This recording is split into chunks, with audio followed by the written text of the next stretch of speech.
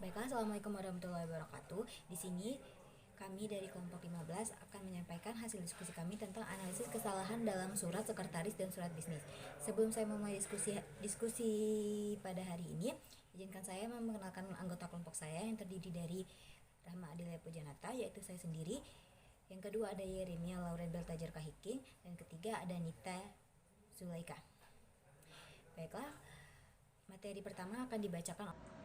Pengertian surat komunikasi yang ada dalam peradaban manusia berbicara dengan tulisan tentu berbeda dengan berbicara dalam lisan.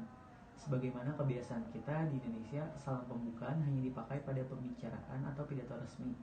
Sedangkan dalam pembicaraan biasa maupun pembicaraan bisnis, salam pembukaan tidak pernah dipakai. Yang kedua ada surat sekretaris.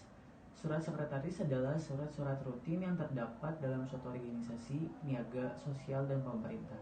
Peran sekretaris dalam kegiatan surat menyurat sebagai pengonsep surat yang harus ditandatangani oleh pimpinan. Namun, sekretaris juga punya wewenang untuk menandatangani surat-surat jenis tertentu yang tidak perlu ditandatangani oleh pimpinan. Jadi, seorang sekretaris akan menangani surat-surat intern ketatausahaan. Selanjutnya ada ciri-ciri administrasi kesekretariatan. Administrasi kesekretariatan yang mempunyai ciri-ciri bersifat pelayanan, bersifat koordinasi ke seluruh bagian atau aparatur organisasi, dan dilaksanakan oleh semua pihak dalam organisasi. Tujuan administrasi kesekretariatan: memperlancar koordinasi, komunikasi, dan informasi ke segala pihak baik internal maupun eksternal. Yang kedua, menjaga informasi internal organisasi. Yang ketiga, mengelola dan memelihara seluruh dokumen organisasi yang berguna bagi kelancaran pelaksanaan fungsi manajemen. Selanjutnya ada fungsi administrasi kesekretariatan: mengadakan pencatatan atau pengarsipan semua kegiatan manajemen sebagai alat pelaksana pusat administrasi, pengendali informasi internal dan eksternal organisasi sebagai alat komunikasi organisasi, sebagai alat pelaksana pemegang rahasia organisasi, sentral teknologi transfer informasi, sebagai pusat dokumen atau master file. Selanjutnya ada contoh surat-surat sekretaris. Yang pertama ada surat pemberitahuan. Surat pemberitahuan ini biasanya kita dapat sering jumpai ya, di kampus atau di sekolahan. Bisa tentang surat pemberitahuan akan libur atau yang lain-lain. Selanjutnya ada surat undangan. Surat undangan ini biasanya untuk menghadiri sebuah jamuan makan malam kantor atau ada kegiatan apapun seperti itu. Selanjutnya ada surat kuasa. Surat kuasa ini adalah surat pewalian. Ini misalkan saya seperti yang tertera di dalam, seperti di slide surat kuasa itu biasanya untuk mengwalikan atau menugaskan orang lain untuk menggantikan, seperti itu. Surat keterangan, lalu ada surat keterangan kerja seperti yang ada di slide, adalah surat yang membuktikan bahwa dia memang bekerja di tempat itu. Selanjutnya ada surat edaran. Surat edaran ini biasanya seperti contohnya kayak yang di slide, bahwa akan ada gangguan internet selama beberapa jam atau tidak, surat edaran jadwal UAS atau UTS. Dan selanjutnya ada surat pengantar. Surat pengantar tuh biasanya untuk mempermudah perizinan atau birokrasi. Lalu selanjutnya ada surat ucapan. Biasanya surat ucapan terima kasih atas syukuran atau kelahiran, sepertinya biasanya seperti itu. Lalu ada surat tugas. Surat tugas biasanya nih surat yang menjelaskan bahwa seseorang bertugas di suatu tempat dan membutuhkan surat tersebut. Selanjutnya ada surat permohonan. Surat permohonan biasanya nih untuk mengajukan sesuatu yang membutuhkan surat permohonan. Memo dan nota, ya seperti yang kita bisa lihat pada slide. Memo dan nota. Baik, selanjutnya ada kesalahan-kesalahan dalam surat sekretaris. Nah, berkaitan dengan benar atau salahnya penulisan surat, tentunya kita akan merujuk pada panduan tata bahasa Indonesia yang baku. Jadi, dalam hal ini kita akan menggunakan tata bahasa baku tersebut sebagai panduan dalam menentukan salah tidaknya penulisan. Salah satunya kesalahan umum yang biasa dilakukan adalah penggunaan kata sapaan yang berlebihan atau pengulangan kata yang tidak perlu. Berikut ini beberapa kesalahan dalam penulisan surat dan perbaikannya. Berikut ada kesalahan dalam penulisan alamat. Di sini ada 2 tabel, yaitu salah dan benar. Yang salah yaitu Balai Pendidikan dan Pelatihan Keuangan Malang, Jalan B Sempor, nomor 28, Malang 65151. Sedangkan yang benar yaitu Balai Pendidikan dan Pelatihan Keuangan Malang, Jalan Bendungan Sempor, nomor 28, Malang 65151. Nah, penjelasan dari kedua tabel di atas yaitu alamat tidak boleh disingkat. Singkatan nama orang yang digunakan sebagai nama jalan hanya diperbolehkan untuk kepala surat, misalnya MT Haryono. Nah, selanjutnya ada kesalahan dalam penulisan tanggal. Nah, di sini juga ada 2 tabel, salah dan benar. Yang salah itu yaitu penanggalan surat 4 Juni, atas 15 dan 4/6/2015. Nah, yang benar itu yaitu 4 Juni 2015. Penjelasan dari kedua tabel tersebut yaitu penggunaan tanda titik pada akhir penanggalan, pemakaian singkatan, penggunaan angka untuk bulan, dan penggunaan nama kota tidak diperkenankan. Kemudian ada kesalahan dalam menuliskan lampiran.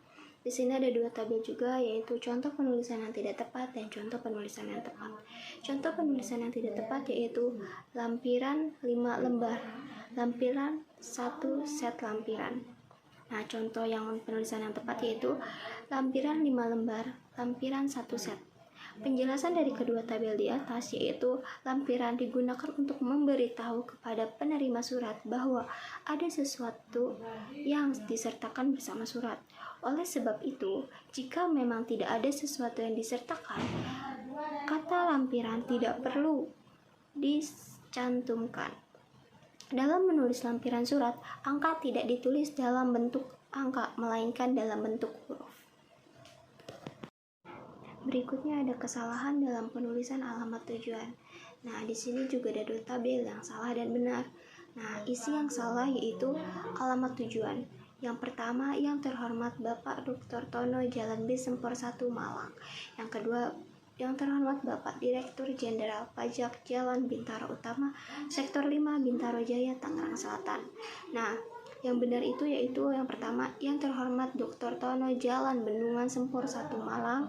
Dan yang kedua, yang terhormat Bapak Direktur Jenderal Pajak, Jalan Bintaro Utama, Sektor 5, Bintaro Jaya, Tangerang Selatan. Nah, penjelasan dari kedua tabel di atas yaitu sapaan Bapak, Ibu, atau Saudara di depan nama jabatan dan gelar tidak diperlukan. Sapaan hanya dipergunakan untuk mengiringi nama orang yang tidak diawali dengan gelar. Berikutnya ada kesalahan dalam isi surat.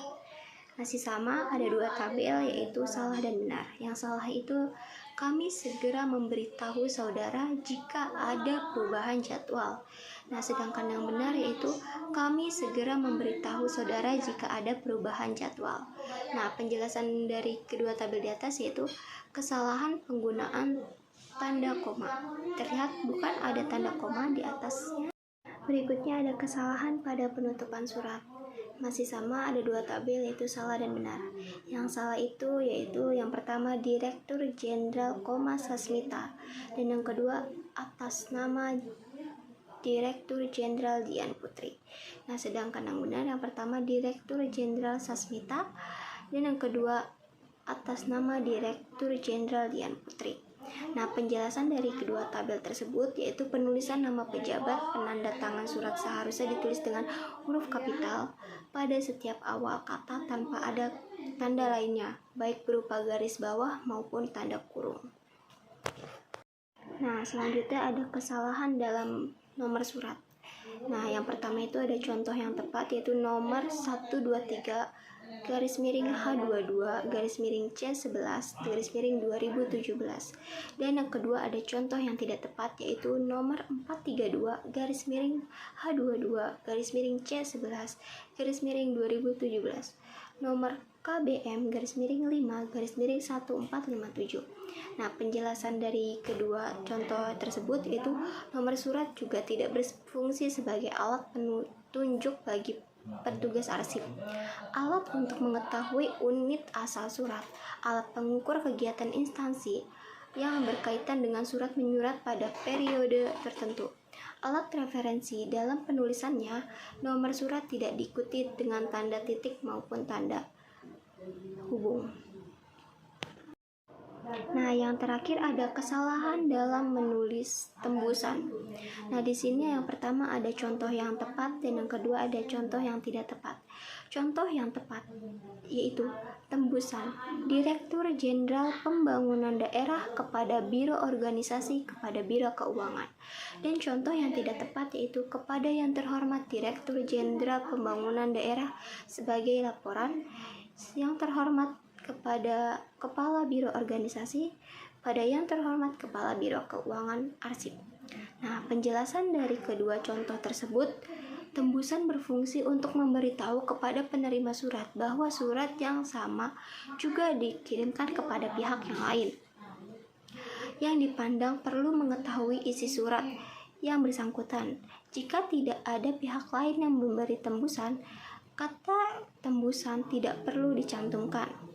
Dalam hubungan itu, jika pihak yang diberi tembusan lebih dari satu, pencantumnya disertai dengan nomor urut.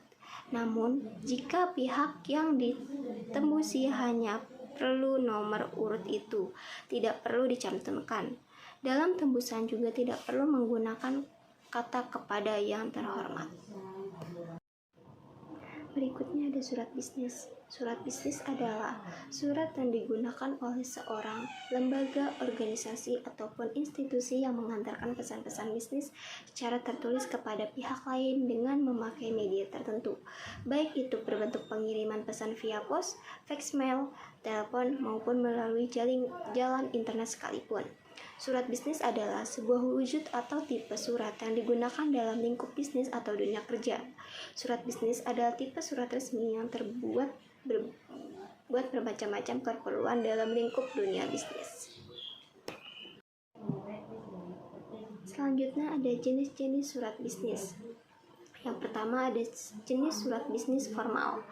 Tipe surat yang satu ini umumnya memanglah diperuntukkan untuk keperluan ataupun korespondensi yang bersifat resmi atau formal. Contohnya, dikala kalian mau membuat perjanjian dengan investor, klien, ataupun industri lain. Yang kedua ada jenis surat bisnis informal. Kebalikan dari surat formal, surat bisnis informal malah merupakan tipe surat bisnis yang nampak kasual serta tidak sangat kaku. Umumnya, tipe surat bisnis ini digunakan untuk memohon rujukan kerja, evaluasi karyawan, perkataan terima kasih, serta lain-lain. Selanjutnya, ada bagian-bagian dari surat bisnis. Bagian-bagian surat bisnis terdiri dari kop surat, tanggal, data penerima, salam, bodi atau isi surat, serta tanda tangan. Selanjutnya ada ciri-ciri dari surat bisnis, yaitu sebagai berikut: jelas, lugas, menarik, dan santun. Selanjutnya ada fungsi dari surat bisnis. Yang pertama itu bisnis berfungsi selaku wakil ataupun duta untuk pengiriman pesan. Yang kedua ada perlengkapan buat mengantarkan pemberitaan pemerintah ataupun permohonan buah pikir ataupun ide yang berkaitan dengan masalah-masalah bisnis. Yang ketiga ada perjanjian jual beli, surat perintah kerja, surat kerjasama, surat fakta ciri terima, surat faktur, dan surat-surat bisnis yang bisa dipakai alat bukti historis. Oke, yang keempat, untuk mengingatkan, misalnya surat-surat bisnis ini yang diarsipkan pada dikala diperlukan, surat-surat tersebut bisa dilihat serta dicek kembali. Selanjutnya yang kelima itu ada bukti sejarah atau historis, misalnya surat-surat izin pendirian usaha, surat pembangunan usaha atau merger. Dan yang terakhir ada pedoman kerja, misalnya surat keputusan serta surat pindah atau instruksi kerja. kita akan masuk ke contoh dari surat bisnis. Yang pertama itu ada surat permintaan penawaran, surat penawaran, serta surat perjanjian atau kontrak. Kesalahan-kesalahan yang sering terjadi dalam penulisan surat bisnis. Yang pertama itu ada kesalahan penulisan kop surat. Nah, di PPT kami terdiri menjadi 2 kolom, yaitu kolom salah dan kolom benar. Di kolom salah tertulis P.T. Asrijaya, JLN Tanah Datar 5 Strip Ciledug, Strip Tangerang, Strip Jawa Barat, PO Box 519 garis miring K.B.Y Strip 5.864.238. Nah, di kolom benar itu tertulis PT Asrijaya, Jalan Tanah Datar 5, Ciledug, Tangerang, Jawa Barat.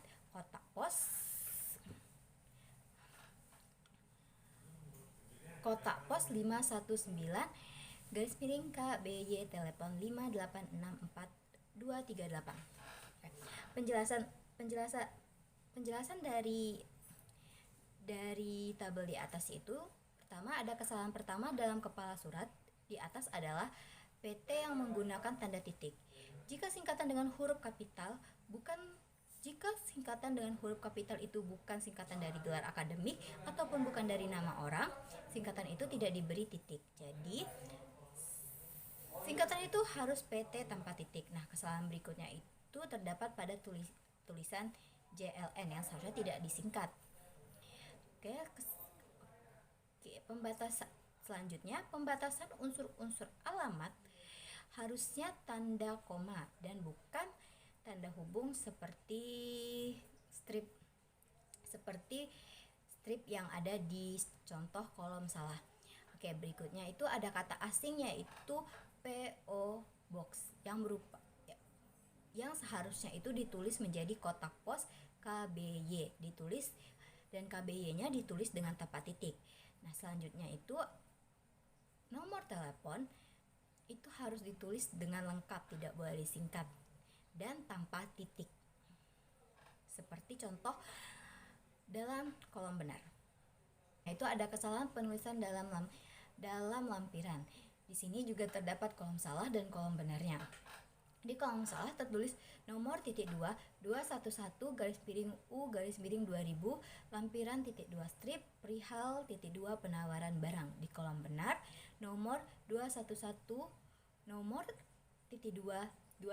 garis miring U garis miring 2000 perihal .2 penawaran barang.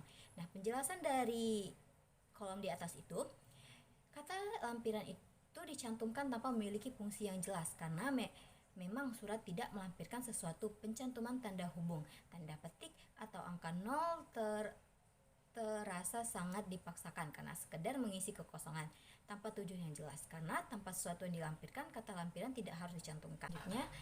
Kesalahan selanjutnya itu adalah kesalahan dalam penulisan alamat surat. Nah, di kolom ini terdapat 2 contoh alamat yang salah dan alamat yang benar. Yang pertama itu ada kepada dengan disingkat KPD YTH titik Bapak Direktur CV Kencana Wungu JLN titik Wonosobo nomor 40 Surabaya.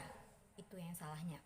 Dan yang benarnya itu ada YTH titik Direktur CV Kencana Wungu Jalan Wonoboso nomor 40 Surabaya. Di yang kedua, di kolom salah itu terdapat alamat kepada YTH Bapak Kepala Kantor Wilayah Dijen Binaguna Provinsi Jawa Barat JLN Taman Sari nomor 32 Bandung. Dan di kolom benar tertulis YTH titik Kepala Kantor Wilayah Dijen Binaguna Provinsi Jawa Barat Jalan Tanah Sari nomor 32. Nah, penjelasan dari kolom di atas itu, kesalahan pada contoh pertama adalah penggunaan kata kepada dan bapak. Selain itu, kata jalan hendaknya ditulis lengkap, tidak disingkat. Namun, kota Surabaya tidak perlu ditulis dengan huruf kapital seluruhnya, tetapi huruf awalnya harus kapital. Oke, di kesalahan pada contoh kedua itu hampir sama dengan contoh pertama. Garis bawah dan segala tanda baca pada nama kota Bandung merupakan tanda-tanda yang tidak menambah informasi dari alamat tersebut. Kesalahan penulisan surat bisnis yang terakhir adalah kesalahan dalam penulisan salam pembuka dan salam penutup. Tulisan yang salah dengan hormat titik. Nah, contoh dari PPT yang kami buat ini adalah yang salah karena dengan hormat titik. Nah, penjelasannya, salam pembuka seharusnya ditulis dengan huruf kapital pada kata dengan dan tidak menggunakan huruf kapital pada kata hormat. Kemudian diikuti dengan tanda koma.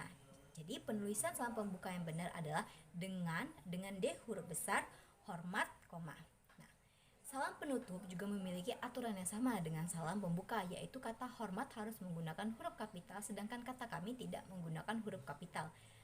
Kemudian dikutip dengan kata koma, seperti contoh di PPT kami, hormat hanya huruf besar, kami hanya huruf kecil, dan diakhiri dengan koma. Baiklah, simpulan dari materi kelompok kami adalah kesalahan dalam menulis surat akan menimbulkan suatu yang ambigu dan susah dipahami oleh penerima surat. Selain itu, kesalahan akan mengakibatkan penerima surat menjadi ragu-ragu akan kebenaran isi surat kamu. Untuk itu, kamu harus memastikan bahwa surat kamu sudah benar dan terhindar dari kesalahan-kesalahan yang bisa terjadi berikut ini. Dalam hal pengalimatan, kesalahan yang sering ditemukan adalah pemborosan kalimat, pemenggalan kata, penggunaan tanda baca, yaitu koma dan titik, dan pemilihan kata yang maknanya terlalu berlebihan. Maka saya akan mengakhiri presentasi dari kelompok kami, yaitu kelompok 15. Apabila dalam penyampaian materi kami banyak kekurangan dan banyak mengalami kesalahan, kami mohon maaf yang sebesar-besarnya karena kami di sini juga masih belajar. Baiklah, sampai di sini saya akhiri. Wassalamualaikum warahmatullahi wabarakatuh.